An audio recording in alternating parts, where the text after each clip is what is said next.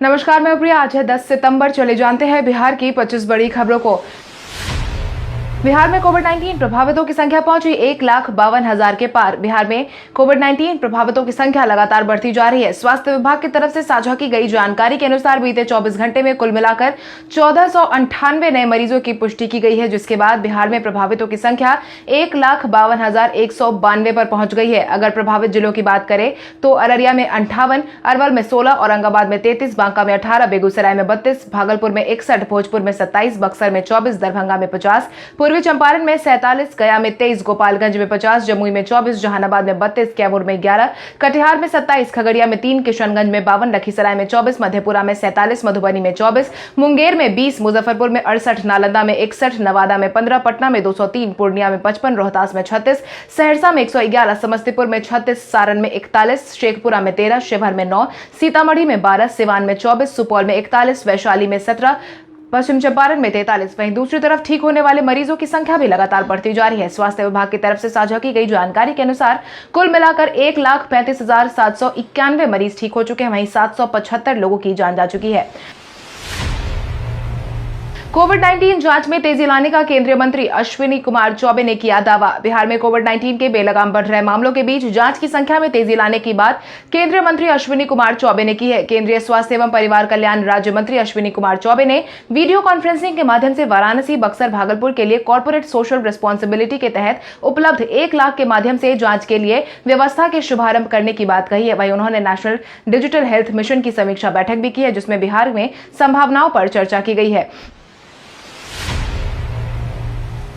राजद के senior leader Raghuvansh Prasad Singh की तबियत हुई खराब। राजद के सीनियर लीडर रघुवंश प्रसाद सिंह की तबियत एक बार फिर से खराब हो गई है, जिसके बाद उन्हें बीते दिन दिल्ली एम्स के आईसीयू में भर्ती करवाया गया है। आपको बता दें, पिछले कई दिनों से रघुवंश सिंह का वहीं पर इलाज करवाया जा रहा है, जहां पर उनसे मिलने के लिए कई नेता भी पहुंच चुके हैं। आपको बता दें, रघुवंश प्रसाद सिंह कुछ महीने पहले कोविड-19 प्रभावित हो गए थे। उनका इलाज पटना एम्स में चल रहा था। हालांकि वो वहां से स्वस्थ होकर बाहर आ गए थे, लेकिन फिर तबियत खराब होने के कारण उन्हें दिल्ली एम्स में भर्ती करवाया गया था। बिहार के किसान, पशु और मत्स्य पालकों को प्रधानमंत्री नरेंद्र मोदी देंगे बड़ी सौगात। मुख्यमंत्री नीतीश कुमार के बाद अब प्रधानमंत्री नरेंद्र मोदी आगामी विधानसभा चुनाव से पहले बिहार के किसान, मत्स्य पालकों को बड़ी सौगात देने वाले हैं। भाजपा के प्रदेश अध्यक्ष डॉक्टर संजय जायसवाल ने इस बात की जानकारी देते हुए बताया है कि प्रधानमंत्री नरेंद्र मोदी जल्द ही बिहार के 294 करोड़ की विभिन्न योजनाओं का शिलान्यास करने वाले हैं। उन्होंने बताया कि प्रधानमंत्री नरेंद्र मोदी 10 सितंबर यानी कि आज 294 करोड़ की अलग अलग योजनाओं की सौगात दे सकते हैं, जिसमें न केवल ग्रामीण अर्थव्यवस्था को मजबूती मिलेगी, बल्कि बिहार जैसे कृषि प्रधान राज्य की आत्मनिर्भरता भी बढ़ेगी। नीतीश कुमार ने 50% सस्ती जमीन देने का किया ऐलान। मुख्यमंत्री नीतीश कुमार ने आत्मनिर्भर मुहिम को आगे बढ़ाने के तहत अब फैक्ट्री लगाने वालों को 50% सस्ती जमीन देने का आश्वासन दिया है। आगामी विधानसभा चुनाव से पहले ही नीतीश कुमार की तरफ से जनता को लुभाने के लिए एक और बड़ा फैसला लिया गया है, जिसके तहत औद्योगिकी क्षेत्र से जुड़े लोगों को फायदा मिलने की उम्मीद जताई जा रही है। बीते दिन हुई राज्य कैबिनेट की बैठक में विशेष भूमि आवंटन एवं नीति को मंजूरी दे दी गई है। इस नीति के तहत उद्योग के लिए बियाडा की जमीन पर 50% अधिकतम छूट मिलेगी। मुख्यमंत्री नीतीश कुमार ने उद्योग की जमीन की कीमत निर्धारण के फॉर्मूले में बदलाव किया है। बिहार में प्लाज्मा थेरेपी के आए सकारात्मक परिणाम। बिहार में प्लाज्मा थेरेपी के इलाज करवाने के बाद सकारात्मक परिणाम निकलकर सामने आए हैं। स्वास्थ्य विभाग की तरफ से साझा की गई जानकारी के अनुसार प्लाज्मा थेरेपी का इस्तेमाल करके बिहार के 65% कोविड-19 संक्रमित मरीज को ठीक किया गया है। पटना एम्स में अब तक 260 लोगों ने प्लाज्मा दान किया था, जिसमें से प्राप्त प्लाज्मा के माध्यम से 170 संक्रमित मरीज का इलाज किया गया था, जिसमें से 110 मरीज स्वस्थ हो चुके हैं, जो कुल मरीजों का 65% है। मॉडरेट प्रभावित में प्लाज्मा थेरेपी का 100% बेहतर प्रभाव देखने को मिला है।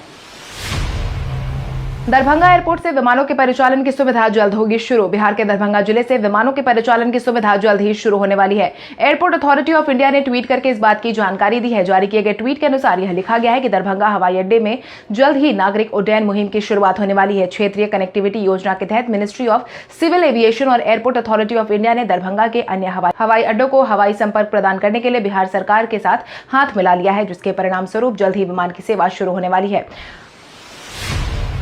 अचार बेचने पर समाज के बहिष्कार को बर्दाश्त कर चुकी किसान चाची से मुलाकात करेंगे जेपी नड्डा। मुजफ्फरपुर जिले के आनंदपुर गांव की 65 वर्षीय किसान चाची है, जो कि महिला कृषक में होती है, जिन्होंने अपनी लगन से न सिर्फ अपने बल्कि हजारों महिलाओं का जीवन बदल दिया है। आज मंजर ऐसा है कि 12 सितंबर को खुद भाजपा के राष्ट्रीय अध्यक्ष जेपी नड्डा उनके घर जाकर उनसे मुलाकात करने वाले हैं। हालांकि किसान चाची ने सफलता का यह मुकाम रातों रात हासिल नहीं किया था। उन्होंने इसके लिए काफी संघर्ष किया था। जब उन्होंने अपनी खेती करनी शुरू की और जब अचार बनाने का काम शुरू किया तो समाज ने भी उनका खूब बहिष्कार किया था।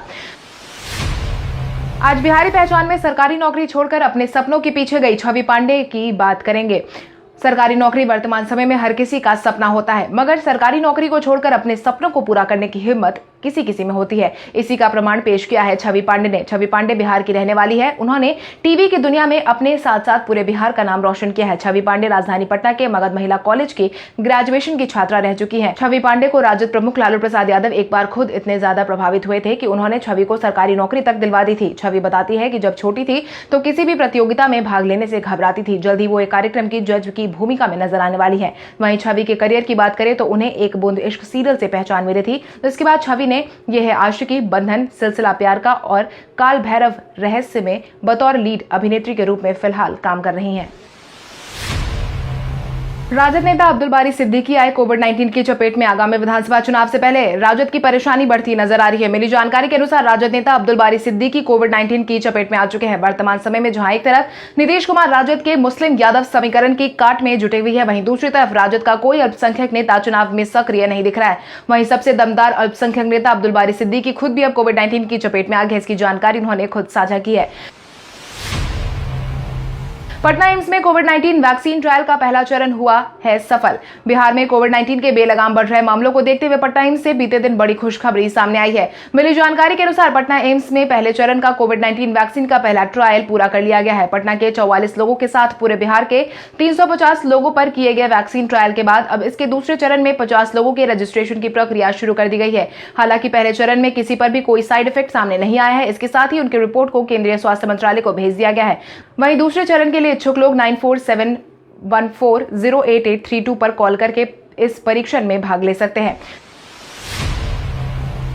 यूपी से बिहार आने में अब यात्रियों को होगी सहूलियत। अब यूपी से बिहार आने जाने में यात्रियों को काफी सहूलियत होने वाली है, क्योंकि पूर्वी परिमंडल कोलकाता के रेल संरक्षा आयुक्त ने दानापुर मंडल के दिलदार नगर तारीघाट विद्युतीकृत रेलखंड पर ट्रेनों का परिचालन इलेक्ट्रिक इंजन से करने की अनुमति प्रदान कर दी है। अब इस रेलखंड पर विद्युत ट्रेनों का परिचालन जल्द शुरू हो सकेगा। इसके पहले 19 किलोमीटर लंबे इस रेलमार्ग का विद्युतीकरण होने के बाद पिछले महीने 14 अगस्त को रेल संरक्षा आयुक्त द्वारा इसका निरीक्षण किया गया था। निरीक्षण करने के बाद अब जाकर इसे मंजूरी दे दी गई है। बेरोजगारी के खिलाफ तेजस्वी यादव ने राबड़ी देवी और तेज प्रताप यादव के साथ मिलकर जलाई लालटेन। बिहार विधानसभा चुनाव को लेकर तेजस्वी यादव ने बेरोजगारी को सबसे बड़ा मुद्दा बनाया हुआ है और यही कारण है कि बीते दिन उन्होंने सभी बिहार वासियों से बेरोजगारी के मुद्दे और साथ ही सभी क्षेत्र को निजीकरण करने के खिलाफ 9 बजे 9 मिनट के लिए सबसे लालटेन, दीपक या मोमबत्ती जलाने का आह्वान किया था। तेजस्वी यादव के सम्मान का जबरदस्त जन समर्थन मिला है। इसके तहत तेजस्वी यादव खुद भी अपनी मां राबड़ी देवी के साथ उनके आवास पर सारी लाइट बंद कर लालटेन जलाते देखे गए थे। इस मौके पर तेजस्वी यादव ने कहा कि पूरे देश का नौजवान बेरोजगारी के कारण परेशान है। बेरोजगारों का केंद्र सरकार ने बिहार को बना दिया है।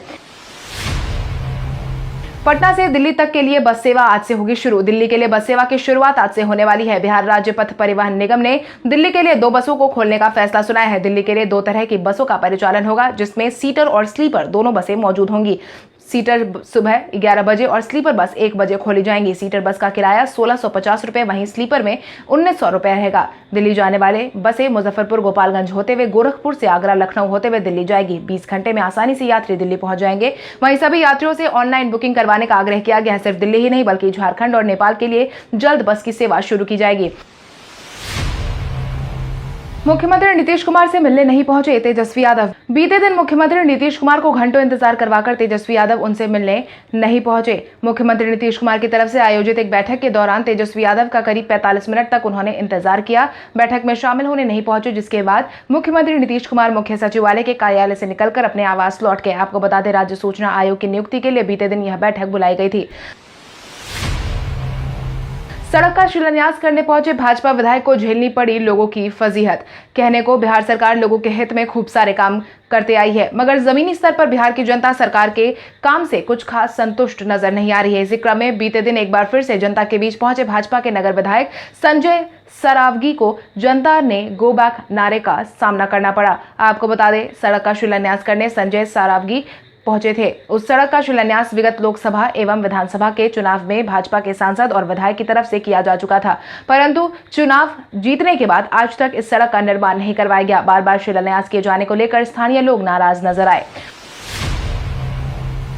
उद्योग लगाने की सूची में बिहार लुढ़का 26वें स्थान पर। ईज ऑफ डूइंग बिजनेस में बिहार को 26वां स्थान दिया गया है। बिहार पिछली बार 18वें स्थान पर था और अब इस बार अपने परफॉर्मेंस के कारण 26वें स्थान पर लुढ़क गया है। आपको बता दें, ईज ऑफ डूइंग बिजनेस का अर्थ है कि देश में कारोबार करने में कारोबारियों को कितनी आसानी होती है, यानी कि किसी भी देश में कारोबार शुरू करने और उसे विकसित करने के लिए माहौल कितना अनुकूल है, जिसमें बिहार का परफॉर्मेंस निराशाजनक रहा है।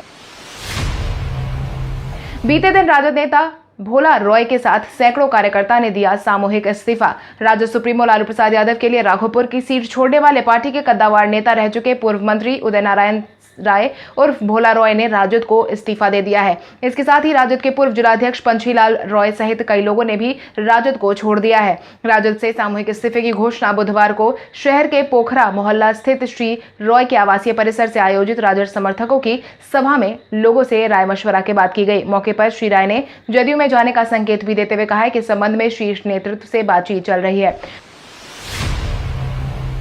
बिहार क्रांति वर्चुअल महासम्मेलन में कांग्रेस ने बिहार में सत्ता परिवर्तन को बताया तय। बिहार क्रांति वर्चुअल महासम्मेलन में बीते दिन कांग्रेस ने सरकार पर एक के बाद एक आरोप लगाए, जिसके तहत कांग्रेस के वरिष्ठ नेता पूर्व मंत्री प्रमोद तिवारी ने आरोप लगाया कि कोरोना के माहौल में बिहार के लोगों ने काफी परेशानी झेली है। दूसरे राज्य अपने लोगों को बुलाने के लिए गाड़ियां भेज रहे थे, तब बिहार में उन्हें आने से रोका जा रहा था। बिहार के विकास के लिए बिहार को भाजपा जदयू से बचाने की जरूरत है। पिछले 15 साल में बिहार और मिथिलांचल को कुछ नहीं मिला, सरकार ने बस लोगों को बेवकूफ बनाया है। वहीं प्रभारी सचिव अजय कपूर ने कहा है कि बिहार में इस बार सत्ता परिवर्तन तय है।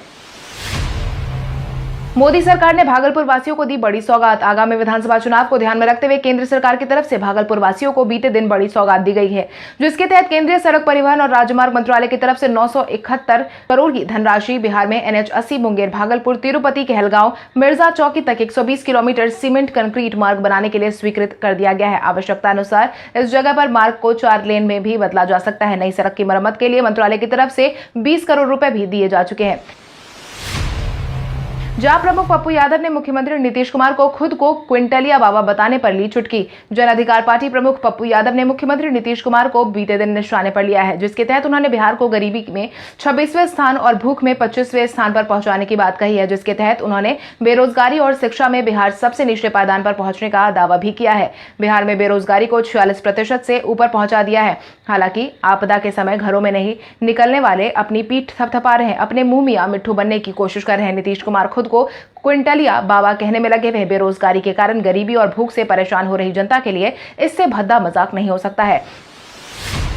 लालटेन जलाने के बाद तेजस्वी यादव ने सरकार को लिया निशाने पर। नेता प्रतिपक्ष तेजस्वी यादव के आह्वान के बाद पटना के 10 सर्कुलर रोड स्थित राबरी आवास पर लालटेन जलाकर बेरोजगारी और निजीकरण के खिलाफ विरोध किया गया। इस मौके पर तेजस्वी यादव ने सरकार को भी निशाने पर लिया है, जिसके तहत 9 बजे 9 मिनट के कार्यक्रम के बाद तेजस्वी यादव ने कहा कि नौजवानों के संघर्ष के साथ राजद हमेशा खड़ी है। सबसे ज्यादा युवा वाला राज्य है बिहार और यह बेरोजगारी का केंद्र बना हुआ है। सरकार होने के बावजूद बेरोजगारी बढ़ी है।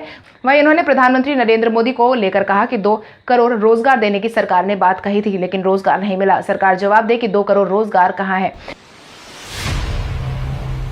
भोजपुरी एक्ट्रेस अक्षरा सिंह ने कंगना रनौत को लेकर दी अपनी प्रतिक्रिया। महाराष्ट्र सरकार और कंगना रनौत के बीच जारी जद्दोजहद के बाद बीते दिन मुंबई पहुंच चुकी कंगना रनौत को एयरपोर्ट पर काफी फजीहत का सामना करना पड़ा। उनके समर्थक और उनके खिलाफ आवाज उठाने वाले दोनों की लंबी कतार देखने को मिली। वहीं कंगना रनौत को लेकर भोजपुरी एक्ट्रेस अक्षरा सिंह ने अपनी प्रतिक्रिया जाहिर की है, जिसके तहत उन्होंने कंगना रनौत को सपोर्ट किया है। अक्षरा सिंह ने फेसबुक पर लाइव आकर कहा कि बीएमसी ने कंगना के ऑफिस को तोड़कर सिर्फ उनका रास्ता रोकने की कोशिश की है। उद्धव ठाकरे कंगना को आगे की मुहिम के लिए रोक सकते हैं, लेकिन उनके हौसलों को नहीं।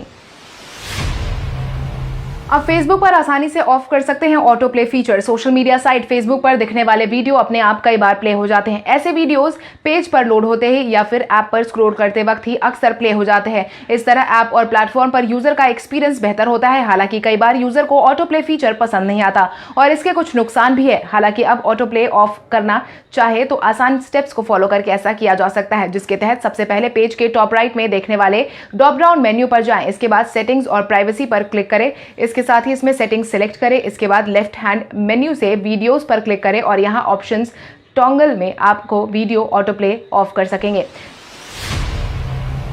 युवराज सिंह ने संन्यास से वापसी का लिया फैसला। भारतीय टीम के शानदार बल्लेबाज रह चुके युवराज सिंह ने अब अपने संन्यास को वापस लेने का फैसला लिया है, जिसके तहत युवराज सिंह ने बीसीसीआई अध्यक्ष सौरभ गांगुली को पत्र भी जारी कर दिया है, जिसके तहत युवराज सिंह ने पंजाब क्रिकेट संघ के अनुरोध पर वापसी करने का फैसला लिया है। विश्व कप 2011 के प्लेयर ऑफ द टूर्नामेंट रह चुके युवराज सिंह ने पिछले साल जून में क्रिकेट के सभी प्रारूपों से संन्यास लेने की घोषणा की थी। मिली जानकारी के अनुसार युवराज सिंह ने कहा कि शुरू में इस पेशकश को स्वीकार करने के बारे में घरेलू क्रिकेट खेलना बंद कर चुका था। हालांकि मैं दुनिया भर में अन्य घरेलू फ्रेंचाइजीज लीग में खेलना जारी रखना चाहता था। अगर मुझे बीसीसीआई से अनुमति मिल जाती है तो मैं वापस मैदान में लौट। कल हमारे द्वारा पूछे गए सवाल का जवाब आप में से बहुत सारे यूजर ने हमें कमेंट करके दिया था, उसके लिए आपका बहुत बहुत धन्यवाद। आप में से जिन यूजर का कमेंट हमें अच्छा लगा है उनके नाम है राजा भैया, नीतीश कुमार, नूतन सिंह, समथिंग स्पेशल, लालू कुमार, पप्पू पासवान, वीरेंद्र सिंह, लक्ष्मीपति, रीवा कुमारी, प्रहलाद सिंह, गुंजन पटेल, निराला मोहन, रामदास सिंह, कृष्ण नंदन वर्मा, लाल सिंह राजपूत। आप इसी तरह हमारे सवालों का जवाब देते रहे, हम कल आपका नाम लेने की पूरी कोशिश करेंगे। तो चलिए बढ़ते हैं आज के सवाल की ओर। आज का सवाल कुछ इस प्रकार है,